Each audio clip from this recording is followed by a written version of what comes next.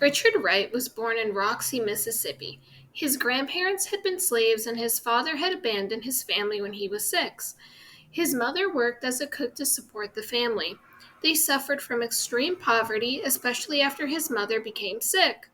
Wright wanted to write from a very young age, and he was overjoyed when, at the age of 16, a local newspaper printed one of the first stories that he wrote.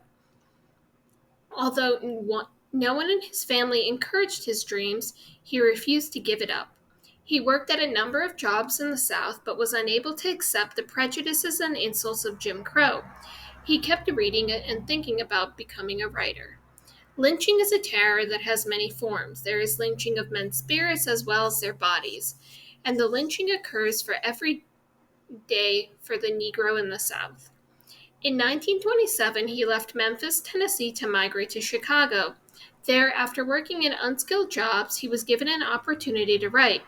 He joined the John Reed Club in Chicago, an organization set up by the Communist Party to recruit writers into its ranks.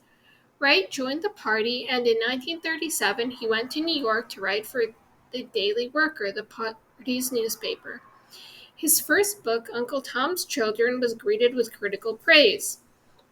His next work, Native Son, the story of a black man who inadvertently killed a white woman, made him famous.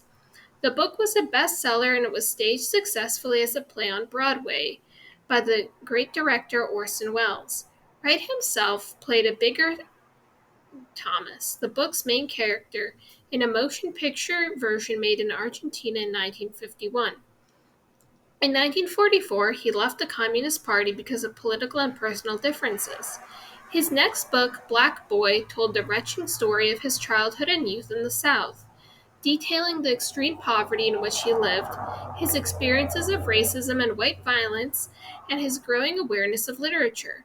His books made Wright the voice for an entire generation of Black Americans. After World War II, Wright settled in Paris. Among his political works of that period was White Man Listen. Toward the end of his life, Wright had become very much involved in the Pan-African movement. He was also engaged in a literary quarrel with a new generation of Black writers, including James Baldwin. Wright's autobiographical American Hunger, which recounts experiences with the Communist Party after moving to the North, was published after his death in 1977.